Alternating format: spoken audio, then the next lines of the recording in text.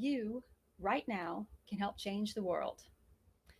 Yes, I know we're living in challenging times, and I know we're going through a bit of a dark patch at the minute, but you have the power to help make the world a better place. Hello, hello. Welcome to the future now. My name is Gina Longo, pilot, long term solo traveler, author, chief forward planning officer, and most importantly, rescuer of German Shepherds. And I am your host today for this forward planning fun fair. Today, we're going to talk about three things you can do straight away to help improve your life while also improving the world. Because if there's one thing the world needs right now, it is you being the best you that you can possibly be. But we'll come on to that in just a minute. First of all, I'd like to say hello to any of you who've said hi to me in the chat. And greetings, L and J. It's great to have you with me. I appreciate it. Hopefully, some more people will show up as we get here, as we carry on. I appreciate you being with me today. And let me know if you can hear me okay. If you could say that in the chat, I'd be grateful for that. So, before we get going, I would like to tell you and share with you a little bit of why I'm actually doing this. And if you've been following me for a while with Britain Unleashed, you will know that not too long ago I sort of had a revelation and I realized that Britain Unleashed isn't just about traveling and it isn't just about fun and history and exploring. The message of Britain Unleashed is also about figuring out what it is that you want so badly that you're willing to do anything to get it and risk anything to get it. And then figuring out what you're going to do when it doesn't go to plan, because trust me when I say things are not always going to go to plan. And it also stems from the reason I'm doing this, the website and the live stream and the book and everything else stems from some conversations that I had while I was actually on the road with the dogs. The first happened in Twickenham in Crane Park. And if you've read the Crane Park story, you'll know a little bit about it. I was out with Holly and Jerry, and we came upon a dog walker, a woman walking dogs. She was a professional dog walker, and I think she had 6 dogs with her, 3 in each hand.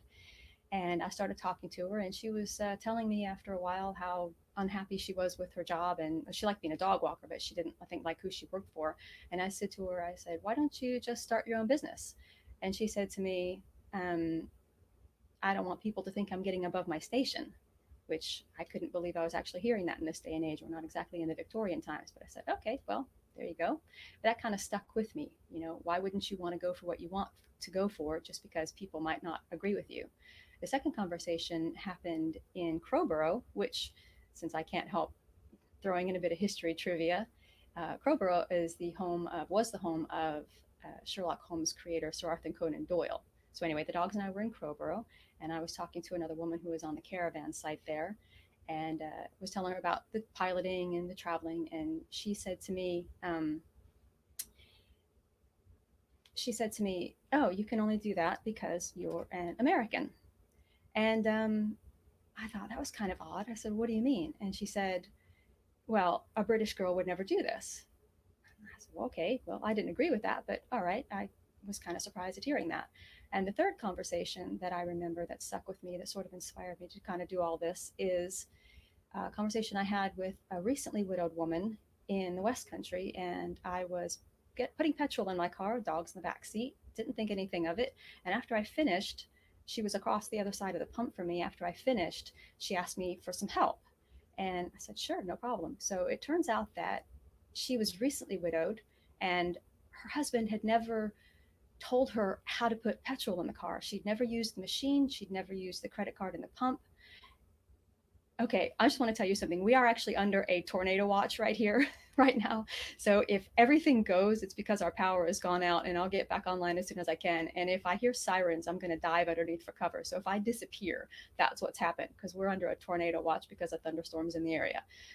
Anyway, so what was I saying? You can see the lights flashing off and on. Perfect timing, of course. Anyway, so I was able to help this woman, but it occurred to me that, you know, how sad is that she got through most of her life. I think she was in her early to mid 70s, and she never put petrol in the car. Now, here's what all of this means to you. If you are scared to try something new, if you are worried about following your dreams because of what people will think of you, or if you just have no idea what to do, believe me when I tell you, you're not alone. But you can do whatever you put your mind to, okay? And you can turn your life into whatever you want it to be. And if you're telling yourself that it's too late, it's only too late if you don't do it now. Because if you're still on top of the turf, it is not too late. Right. So now that we know why I'm doing all of this, I'm going to take a second and check in on the chat and say hello to some more people who've joined us. Hey, Andy, how are you? It's good to see you. Um, yeah, I see that your UK trip was canceled. I know. Well, guess what? Those tips will still be good. And if you watch the most recent toilet flushing one, that's still going to be accurate when you get there. Thanks for joining us today. I appreciate it. And Alan J, thanks for letting me know because with these lights flickering on and off and the power going, I have no idea what it sounds like. Okay, guys, I appreciate you joining me. And yeah, let's get into it. So, there is supposed to be a Chinese curse that goes something along the lines of, may you live in interesting times. Well, if you know anything about me, you know I'm not going to quote anything unless I've researched it 6 ways from Sunday. And it turns out that the actual first reference to this quote is not some ancient Chinese secret. It was actually in 1936 in the Yorkshire Post. And it was apparently said in a speech from Sir Austen Chamberlain. But anyway, may you live in interesting times. I'd say we're living in interesting times right now, but whether or not you consider them a curse is going to depend on how you handle it. And here's how we're going to handle it. Without further ado, here are those 3 tips I mentioned I was going to give you to help you improve your life while at the same time improving the world. Tip number 1, do not, under any circumstances, watch or read the news. I know everybody's saying that, but the fact is, the old adage is, if it bleeds, it leads. The newspapers and news organizations, the websites, they don't care about your mental health. They don't care about your stress level. All they care about is making money and getting clicks on stories and eyeballs on the television. So don't start your day off that way. If you must watch the news, please don't do it the first thing in the morning. Okay. In fact, I recommend a website called the Good News Network. It's www.goodnewsnetwork.org. And all it is good news. There is some good stuff going on in the world, but you wouldn't know that if all you did was watch most of the media or read the websites from most of the mainstream media. And follow on from that, don't end your day reading the news or watching the news because then you're going to be up all night stressed out. It's just going to raise your blood pressure, make you frustrated, stress you out, make you feel hopeless at all of the bad things that are going on. So you don't want to go to sleep like that because you'll never sleep. You'll have insomnia worrying about it.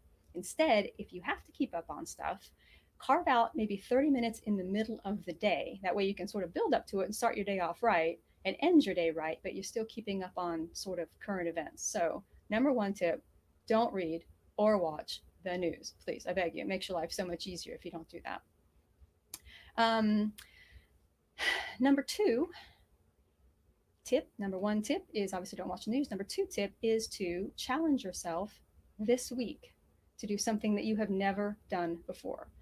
Now, I've set myself a couple of challenges, and you are in the middle of one right now, this live stream. You may not know this, you may if you know me at all, but I am a dyed in the wool introvert, and I am happiest walking my 2 dogs in quiet country places with no one around, or I'm happiest in front of my laptop researching and quietly typing and writing.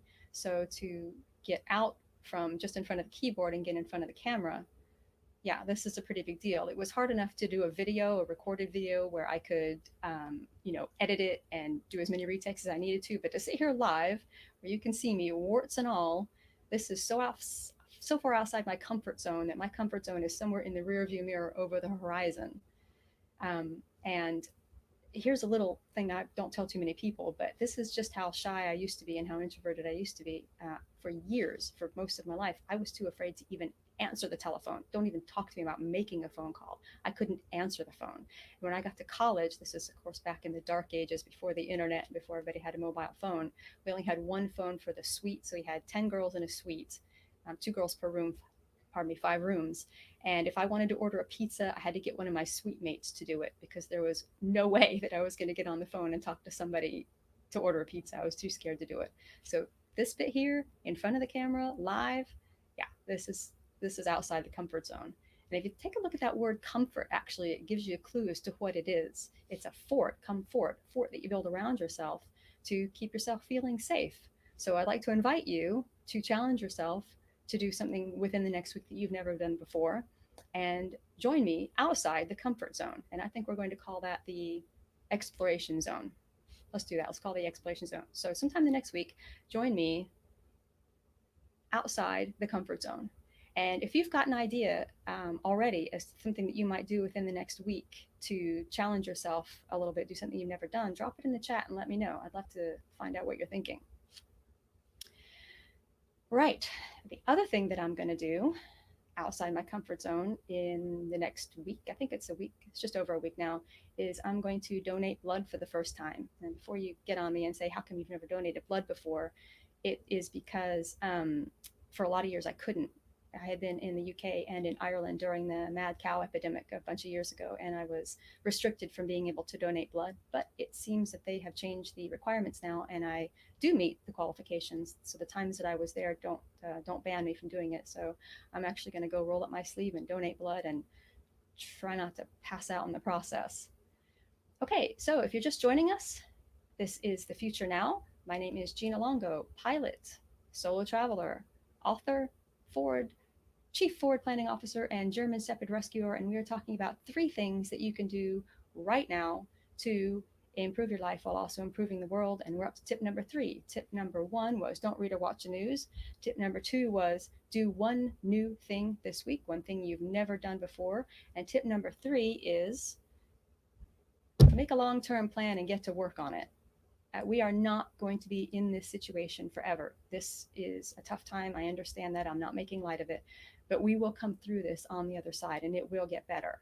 And what I would like to ask you to do is to look past all of this, look beyond it, and figure out where you want to be in about a year from now. And not just plan to do something, but actually start acting on it, because all the planning in the world won't make a blind bit of difference if you don't start acting on it. Dream big, then do, remember? And if you are wondering what my year-long plan is, let me just tell you that I am not a long distance runner, but my plan is to run the London Marathon. They have postponed this year's London Marathon to October. It's normally run in April. So I don't know if they'll postpone next year's from April and make it later so they're not run 6 months apart. But whenever they run it next year, I am planning on running the London Marathon, because I think that that is one of the things where I would get to the end of my life and say, I wish I'd tried it.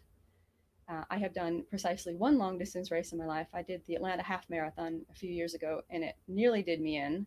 So to double the distance and run a marathon is quite a big ask for me.